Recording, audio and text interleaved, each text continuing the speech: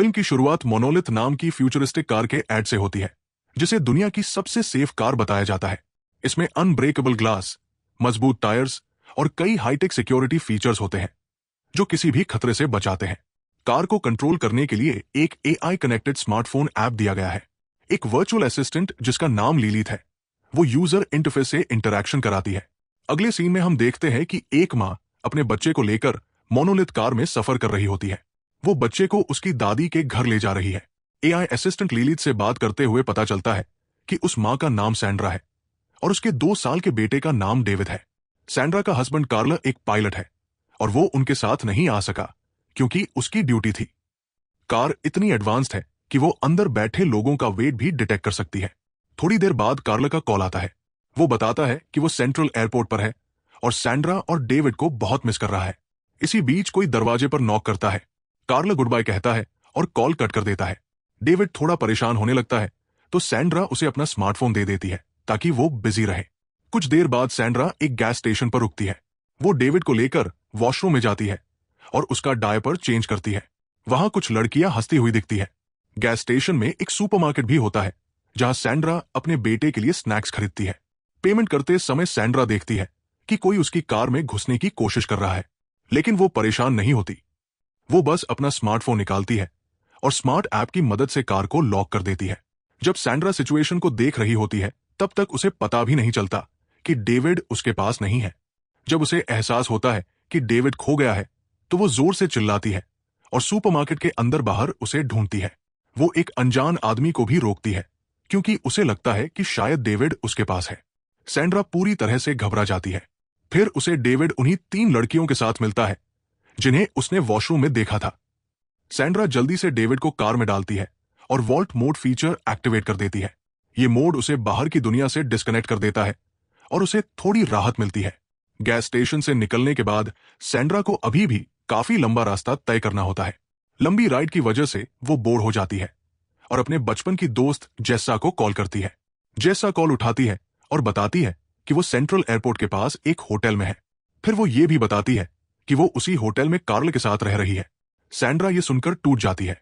उसे पता चलता है कि उसकी बेस्ट फ्रेंड और उसके हस्बैंड के बीच अफेयर चल रहा है। सैंड्रा इतनी दुखी और गुस्से में होती है कि जब वो दादी के घर पहुंचती है तो अंदर जाने का मन भी नहीं करता और वही बाहर खड़ी रह जाती है। वो कार्ल को बार बार कॉल करती है, लेकिन वो कॉल उठाता नहीं और बिजी होने का बहाना करता है। सैंड्रा अब इन झूठों से परेशान हो चुकी होती है, इसलिए वो खुद ही फैसला लेती है कि उसे कार्ल से मिलकर बात करनी है और वो लॉस एंजलिस के सेंट्रल एयरपोर्ट की तरफ निकल पड़ती है। रास्ते में एक बोर्ड आता है जिसमें लिखा होता है कि लॉस एंजलिस अभी भी 320 मील दूर है। थोड़ी देर बाद लीलिथ, जो स्मार्ट एआई है, ये बताती है कि मेन हाईवे पर एक सीरियस एक्सीडेंट हुआ है जिसकी वजह से ट्रैफिक बहुत स्लो है। एआई ये सजेस्ट करती है कि सैंड्रा बाईपास रोड ले ले, जिससे काफी टाइम बच सकता है। लेकिन एआई ये भी बताती है कि ये रास्ता सुनसान है और वहां हार्डली कोई आता जाता है। सैंड्रा, जो अपने हस्बैंड से मिलकर सच जानना चाहती है, किसी भी तरह की देर नहीं चाहती, इसलिए बिना ज्यादा सोचे वो उसी डेजर्टेड रास्ते पर निकल जाती है। धीरे धीरे अंधेरा होने लगता है और सैंड्रा को गाड़ी चलाने में परेशानी होने लगती है। रास्ते में फॉग बहुत ज्यादा हो जाती है जिससे रोड साफ नहीं दिखता। रास्ते में उसे कोई इंसानी आबादी नहीं मिलती, ना ही कोई दूसरी गाड़ी। बस एक इलेक्ट्रिकल सबस्टेशन दिखता है जो एकदम सुनसान जगह पर होता है। सैंड्रा उस जगह को देखती है, लेकिन वहां रुके बिना आगे निकल जाती है। वो इलाका इतना सुनसान होता है कि वहां सिर्फ जंगली जानवर होते हैं। अचानक सैंड्रा डर के कारण ध्यान खो बैठती है और एक हिरन से टकरा जाती है। वो हिरन रोड पार कर रहा होता है। टक्कर के कारण डेविड रोने लगता है। सैंड्रा हमेशा की तरह उसे शांत करने के लिए अपना स्मार्टफोन दे देती है। वो तुरंत गाड़ी से उतरती है हिरन को देखने के लिए, लेकिन पता चलता है कि हिरन लगभग मर चुका है। हिरन गाड़ी के आगे के हिस्से में फंसा होता है और इस वजह से सैंड्रा की गाड़ी आगे नहीं बढ़ पा रही होती। जब सैंड्रा इस सब में उलझी होती है, उसे ध्यान भी नहीं रहता कि डेविड अकेला गाड़ी में है। उधर डेविड फोन से खेलते हुए गलती से एआई कार ऐप खोल देता है। वो अपनी उंगली से स्क्रीन पर स्वाइप करता है और बिना सैंड्रा को पता चले वॉल्ट फीचर एक्टिवेट कर देता है। वॉल्ट फीचर ऐसा मोड होता है जो कार के अंदर बैठे लोगों को बाहर की सारी डिस्टर्बेंस और डेंजर से बचाता है। सैंड्रा को जब ये सब समझ में आता है तो वो शॉक में आ जाती है।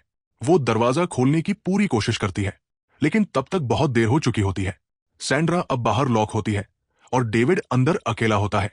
वो छोटे से बच्चे को बार बार समझाने की कोशिश करती है कि वॉल्ट मोड बंद कर दे, लेकिन डेविड कुछ समझ नहीं पाता और बस फोन से खेलता रहता है। सैंड्रा घबरा जाती है और चिल्लाने लगती है। डेविड डर जाता है और घबराकर स्मार्टफोन अपनी सीट के नीचे गिरा देता है। अब सैंड्रा को पता चलता है कि मोनोलिथ कार के फीचर्स सिर्फ एड में नहीं, असल में भी बहुत पावरफुल है। वो पत्थर उठाकर शीशा तोड़ने की कोशिश करती है, लेकिन शीशे पर एक भी स्क्रैच नहीं आता। जब सारी कोशिशें फेल हो जाती है, सैंड्रा डिसाइड करती है कि उसे कोई और रास्ता ढूंढना होगा। वो पैदल वापस उसी इलेक्ट्रिकल सबस्टेशन की तरफ जाने लगती है जो उसने पहले देखा था। काफी देर चलने के बाद वो स्टेशन पहुंचती है, फेंस के ऊपर से कूदकर अंदर जाती है और जोर जोर से हेल्प के लिए चिल्लाती है, लेकिन कोई जवाब नहीं आता। वो जगह पूरी तरह से खाली होती है और वहां उस वक्त कोई वर्कर नहीं होता। इसके बाद सैंड्रा एक कमरे के अंदर जाती है और वहां उसे कुछ जरूरी सामान मिलता है। वो एक फ्लैशलाइट लेती है ताकि रात में काम आ सके, और एक बड़ा सा रेंच लेती है जिससे वो गाड़ी का शीशा तोड़ सके। जैसे ही वो सबस्टेशन से बाहर निकलती है, उसे लगता है कि एक जंगली जानवर उसका पीछा कर रहा है। सैंड्रा जल्दी जल्दी वापस भागती है, तभी एक कायोटी उस पर हमला कर देता है। सैंड्रा जान बचाने के लिए गाड़ी की छत पर चढ़ जाती है। वो पूरी कोशिश करती है उस जानवर को डराने की, लेकिन जानवर बिल्कुल नहीं डरता। आखिर में सैंड्रा रेंच से गाड़ी पर जोर जोर से मारती है, जिससे गाड़ी का अलार्म बजने लगता है। ये सुनकर आखिरकार वो कायोटी वहां से भाग जाता है। उसी समय सैंड्रा देखती है कि डेविड को सांस लेने में तकलीफ हो रही है। हालात कितने भी मुश्किल हो, सैंड्रा खुद को संभालती है और किसी तरह डेविड को शांत कर देती है। डेविड की सांसें धीरे धीरे नॉर्मल हो जाती है और वो सो जाता है। थोड़ी देर सोचने के बाद सैंड्रा भी थककर गाड़ी के बोनेट पर ही सो जाती है। अगली सुबह जब तेज धूप होती है, तब सैंड्रा की आंख खुलती है। वो तुरंत भागकर गाड़ी के पास जाती है और डेविड की हालत चेक करती है। डेविड बहुत कमजोर हो चुका होता है। उसे भूख और पानी की कमी की वजह से कमजोरी आ गई होती है। कार का एक फीचर ये भी दिखाता है कि बाहर का टेम्परेचर लगातार बढ़ रहा है। ये सैंड्रा के लिए एक बहुत बड़ी मुश्किल बन जाती है, क्योंकि वो जगह एकदम सुनसान होती है और आसपास कोई इंसान नहीं होता। सैंड्रा डिसाइड करती है कि अब उसे मदद लेनी ही होगी। वो रोड के सहारे चल पड़ती है। बहुत ज्यादा प्यास लगने और थकान के बावजूद वो आगे बढ़ती रहती है। उसे ये भी पता होता है कि डेविड को गर्म गाड़ी में अकेला छोड़ना खतरे से खाली नहीं है, लेकिन उसके पास और कोई रास्ता नहीं होता। थोड़ी देर बाद उसे एक रिवर मिलती है। वो वहां से पानी पीती है और खुद को साफ करती है। थोड़ा आराम मिलते ही वो फिर से आगे बढ़ती है। रास्ते में उसे कुछ ऊंचे नीचे पहाड़ मिलते हैं, जिन्हें पार करके कई माइल्स चलने के बाद आखिरकार सैंड्रा एक पुराना एयरफील्ड देखती है, जहां उसे एक जेट खड़ा दिखता है। उसी समय मोनोलिथ कार के अंदर टेम्परेचर इतना बढ़ जाता है कि सिस्टम अपने इमरजेंसी कूलिंग फैंस चालू कर देता है। सैंड्रा उस पुराने जेट के अंदर जाती है। वहां उसे कुछ अल्कोहलिक ड्रिंक्स, एक बॉटल फ्यूल, एक लाइटर और 2 पुराने एयरप्लेन के टायर्स मिलते हैं। वो थोड़ा अल्कोहल पीती है और जरूरी सामान इकट्ठा कर लेती है। उसके बाद वो फ्यूल को इस्तेमाल करके दोनों टायर्स को जलाती है ताकि धुएं से किसी की मदद मिल सके। फिर वो बॉटल को रिवर वाटर से भरती है। धीरे धीरे वो वापस उसी जगह लौटती है जहां उसने डेविड को छोड़ा था। अगले सीन में सैंड्रा भागते हुए गाड़ी तक पहुंचती है। डेविड बहुत कमजोर हो चुका होता है और उसका शरीर लाल पड़ जाता है। सैंड्रा उसे बुलाती है, लेकिन डेविड ना कोई जवाब देता है और ना हिलता है। गाड़ी के अंदर का टेम्परेचर अब बहुत ज्यादा हो चुका होता है और इमरजेंसी कूलिंग फैंस अब काम नहीं कर रहे होते। सैंड्रा गाड़ी की छत पर चढ़ती है और अपने लाए हुए पानी को गाड़ी पर डालती है, लेकिन कोई फायदा नहीं होता। उसे लगने लगता है कि उसका बच्चा अब इस हाईटेक गाड़ी में मर जाएगा। वो फिर से रेंच से शीशा तोड़ने की कोशिश करती है, लेकिन सारी एनर्जी बेकार चली जाती है। फिर सैंड्रा बाहर आग जलाने की कोशिश करती है। उसे उम्मीद होती है कि स्मोक सेंसर्स उसे डिटेक्ट करके विंडोज खोल देंगे, लेकिन ऐसा कुछ नहीं होता, बल्कि इमरजेंसी कूलिंग फैंस भी बंद हो जाते हैं ताकि स्मोक अंदर ना जाए। थकी हारी सैंड्रा जमीन पर गिर जाती है और उसे एक विजन आता है जिसमें वो और कार्ला 1 साल बाद इसी एक्सीडेंट वाली जगह पर वापस आ रहे होते हैं। वहां सैंड्रा को अपनी सारी गलतियां याद आती है और वो अब भी कार्ल को ही डेविड की मौत का जिम्मेदार मानती है। थोड़ी देर बाद अचानक कुछ आवाजें आती है और सैंड्रा की नींद खुल जाती है। उसे एहसास होता है कि वो सब कुछ सिर्फ एक सपना था, लेकिन हालात और भी खराब हो जाते हैं क्योंकि वो कायोटी जो रात में आया था फिर से उसके सामने आ जाता है। सैंड्रा तुरंत छुपने की कोशिश करती है और गाड़ी की छत पर चढ़ने लगती है, लेकिन गाड़ी का टेम्परेचर इतना ज्यादा होता है कि वो वहां टिक नहीं पाती और मजबूरी में गाड़ी के नीचे चली जाती है। तभी वो कायोटी उसके पैर पर काट लेता है। उसी समय सैंड्रा को समझ आता है कि वो जानवर दरअसल उस डियर के पीछे है। जैसे ही कायोटी उस डियर को घसीटकर बाहर निकालता है, गाड़ी धीरे धीरे पीछे की ओर सरकने लगती है। असल में वही डियर गाड़ी को रोक कर रखे हुए था। सैंड्रा जल्दी से नीचे से निकलती है और गाड़ी को रोकने की कोशिश करती है, पर पूरी कोशिश के बावजूद गाड़ी सरकती रहती है और एक खाई की तरफ बढ़ने लगती है। तभी एक छोटा सा पत्थर गाड़ी के पहिए के नीचे अटक जाता है, जिससे गाड़ी रुक जाती है। सैंड्रा खाई की तरफ देखती है और उसे याद आता है गैस स्टेशन में दिखाया गया वो कार्टून, जिसमें वॉल्ट तब खुलता है जब उसे तोड़ा जाता है। सैंड्रा को एक आइडिया आता है। वो सोचती है कि अगर गाड़ी को खाई में धक्का दे दिया जाए तो एक्सीडेंट मोड में वॉल्ट अपने आप खुल जाएगा। उसे पता होता है कि इससे बड़े नुकसान भी हो सकते हैं, लेकिन अब उसके पास कोई और रास्ता नहीं बचा होता। वो रेंच उठाती है और उस पत्थर को तोड़ने लगती है जो गाड़ी को रोके हुए होता है। जैसे ही पत्थर हटता है, सैंड्रा जानबूझकर गाड़ी को धक्का देती है। डेविड अब भी गाड़ी के अंदर होता है।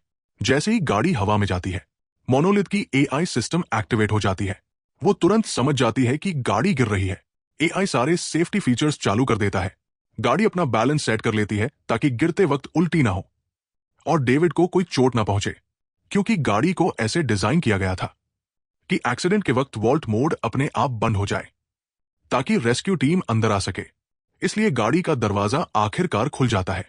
जैसे ही गाड़ी जमीन पर गिरती है, सैंड्रा खाई के नीचे उतरती है और गाड़ी तक पहुंचती है। गाड़ी गिरने के बाद भी बिल्कुल सही सलामत दिखती है। सैंड्रा दरवाजा खुला देखती है और तुरंत डेविड को बाहर निकालती है। वो उसके कपड़े उतारती है ताकि वो ठंडा हो सके।